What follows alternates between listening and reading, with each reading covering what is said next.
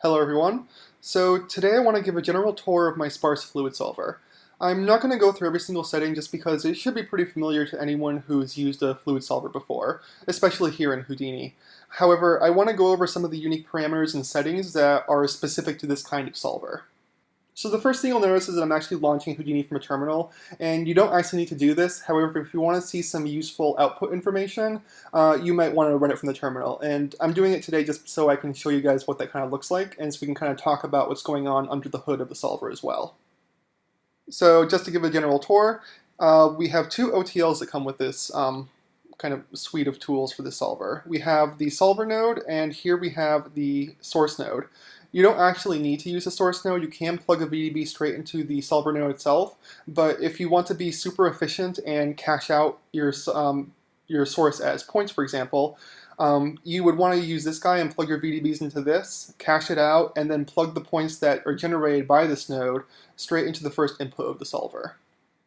And if we look inside the solver, and let me just turn on manual really quickly, you'll see that there is a compiled plugin that is actually living inside this guy, and this is what's doing the bulk of the work. So make sure you have the two OTLs as well as the plugin installed if you want to actually give this a try. So let's start off by just activating the solver. And you can do that by clicking it and enabling the solver. And in manual mode, let me turn it back to auto update. And you'll see that a bunch of information was printed out for us in the terminal here, which I alluded to before. So this is just giving out general kind of just debugging and troubleshooting information, as well as some statistics per frame. Like here you can see what's going on with the data structure, how many voxels the solver is actually using, how long each individual step took, how long the total simulation took, as well as how many voxels per frame and per second we're getting. The stuff up here is mainly more for me when I'm developing it and want to debug certain steps, but if you're curious about the specs of all your hardware on your machine, it will actually print it out for you and tell you, for example, how much memory you can possibly allocate. So you can get an idea of what the maximum number you can actually simulate with is. So moving on from that, the first thing I want to talk about is kind of just the nature of the solver, and it's what I call a domainless GPU-accelerated sparse fluid solver, which is a bit of a mouthful, but the domainless part means that it's just because you never need to specify a domain. The solver will just automatically start solving wherever you emit. In our case, I'm emitting a kind of little sphere of volume right there. So the solver will automatically just start simulating there. You don't have to worry about drawing a box around your source or anything like that. It's GPU accelerated because it's written in OpenCL, so you can run it on the CPU and the GPU as well. And all of the solver steps run entirely in OpenCL. The only parts are the data structure and the writing out of VDBs that happen in C++ on the CPU.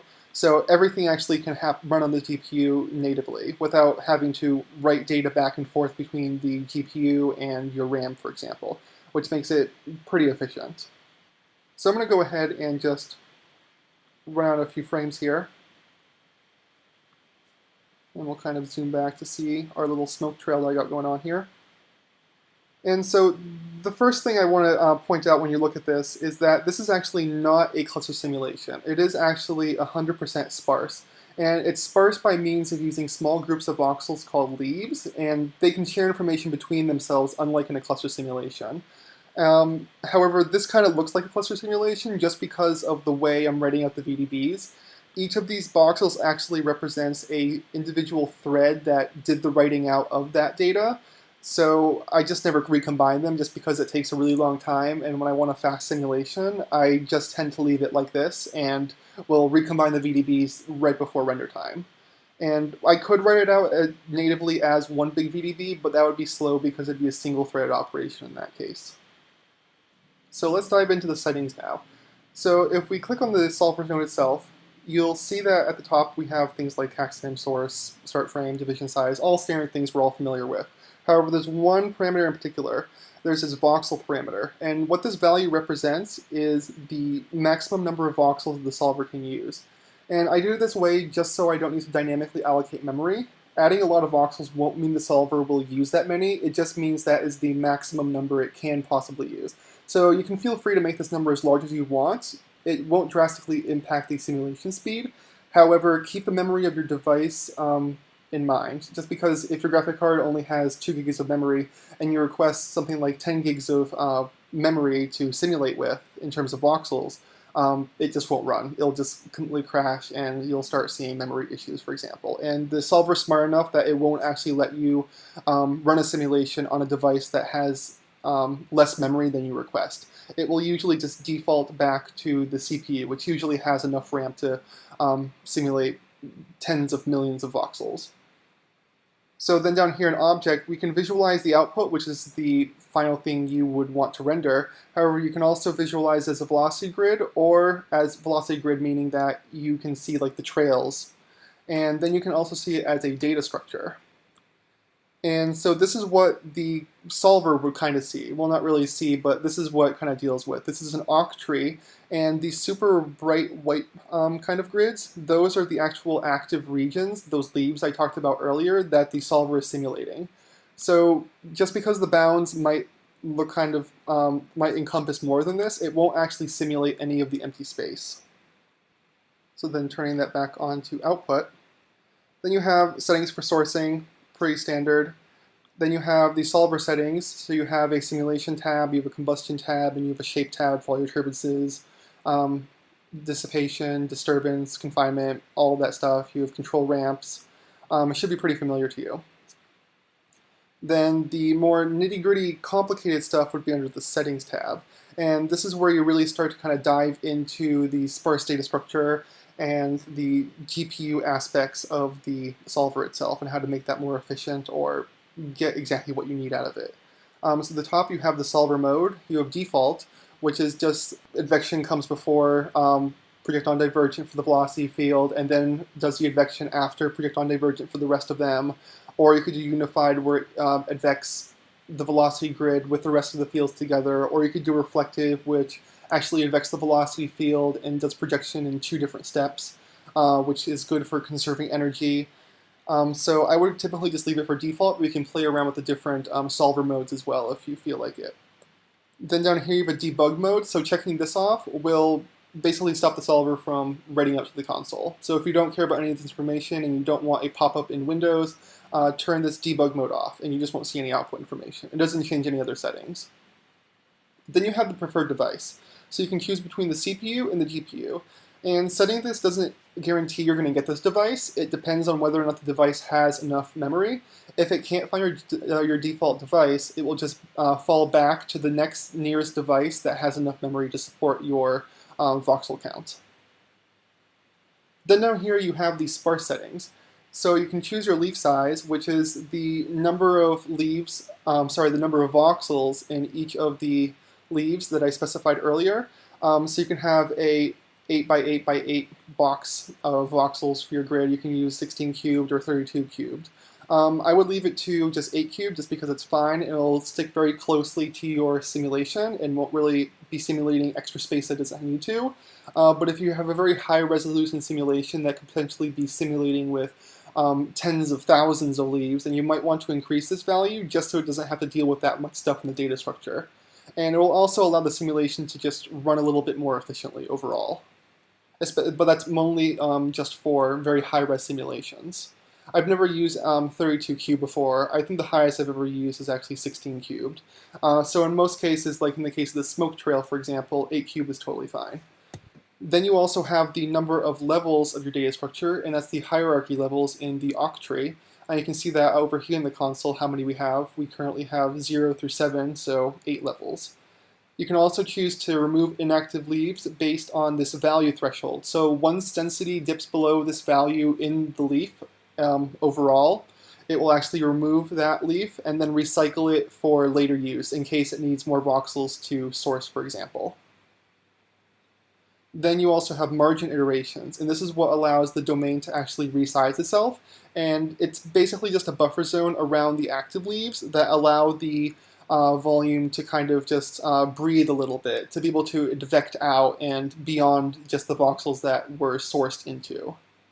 So if you have very fast-moving simulations, I would increase this value just so it doesn't collide against the exterior bounds of the voxel grid. However, in most cases, just a margin iteration of 1 is totally fine. Then you have the velocity sample type. You can choose between center and face. I recommend face just because it's a lot more accurate and solves a lot better. Then you have a bunch of other tabs which really aren't important. All these checkboxes are really just mainly for me to be able to debug stuff, and turning off any of these will cause the simulation to just not work overall. It's really just for debugging, so just leave everything enabled, otherwise your simulation just won't work at all. You have project on divergent. You can choose more projection steps if you want. You can choose if you want to use multi-grid or not multi-grid. Advection, we have single stage and McCormack, and for trace modes you have single stage or trace. Then over here in OpenCL download, you can actually choose which grids you want to pull back from your device, like the GPU or CPU. By default, it will always download density, but for example, I can't think of a situation where you might want to use download fuel, use it in a shader, for example. You might want to download it for debugging purposes, but by default, I leave it off. And if you, for example, don't care about temperature or velocity for your renders, you can turn these off and it will just download faster overall as well. But by default, it will download density, temperature, and velocity. Then finally, over here in default, we can kind of talk about why I'm outputting it this way as well. So I could choose to output as a regular VDB, and it will look something like that. I can also choose the output resolution, so I can do like half or a quarter. Or I can choose VDB multigrid, which will, like I said before, write out multi-threaded, so it'll be a lot faster. And then you can just recombine this all into one VDB right before render time if you have to. So obviously the solver is pretty good for things like smoke trails, like you saw in my example in the demo clip, where I had a bunch of these kind of smoke trails shooting outwards. And it's good because if we look at the data structure again, it's only simulating what it needs to. If we have another stream that's kind of shooting out this way, it's not going to sim all the empty space in between those kind of trails. So it's going to be very, very efficient, and it won't have to simulate the entire bounding box. And just to drive the point home, I'm going to show you another demo with the explosion that I showed in the demo clip as well. So I'm just going to disable the solver just by unticking it, and you'll see that it printed out that the solver is disabled. And I'm going to go over to my other demo solver here. Just know this is a simulation that's double the resolution that you saw in the render of this guy. So I'm going to enable this guy. And right now I'm not doing it as multi-threaded, not really important, but yeah, so this is the explosion.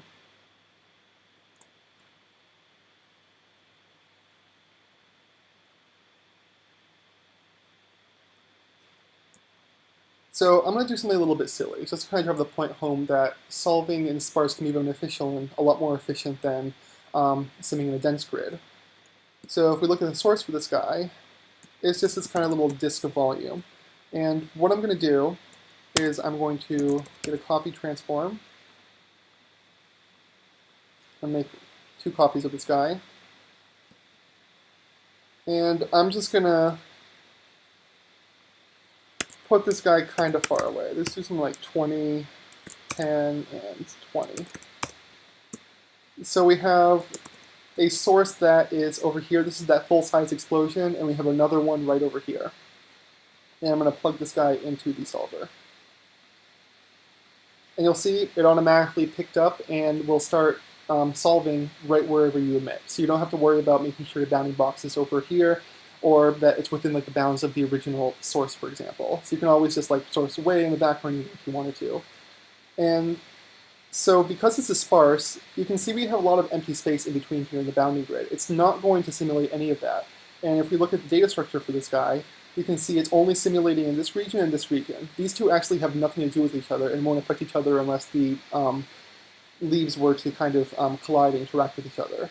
So what that means is this is still going to be very, very efficient. It's not going to be simulating all this empty space, and the explosions are going to look very, very similar, and it's just not going to take any of this empty space into consideration. And this might be, I said this is silly just because you might not do this. I would still probably do this kind of effect in 2 separate simulations just for the sake of sanity and be able to modify one explosion without having affect the other guy in terms of settings. But just to drive the point home that if you really wanted to, you could totally do this. And I could make these spread out even farther if I wanted to. We're going to start losing resolution in the viewport, but that's okay. I can do something like 64 and 64. and simulate way over there, which this makes absolutely no sense. And doing this in a dense grid would just be ridiculous. You'd be simulating so much empty space that it'd be not efficient at all. And you would have to do a clustered simulation. But once again, no performance hit here. It's just going to start choking away, just like there's no problem.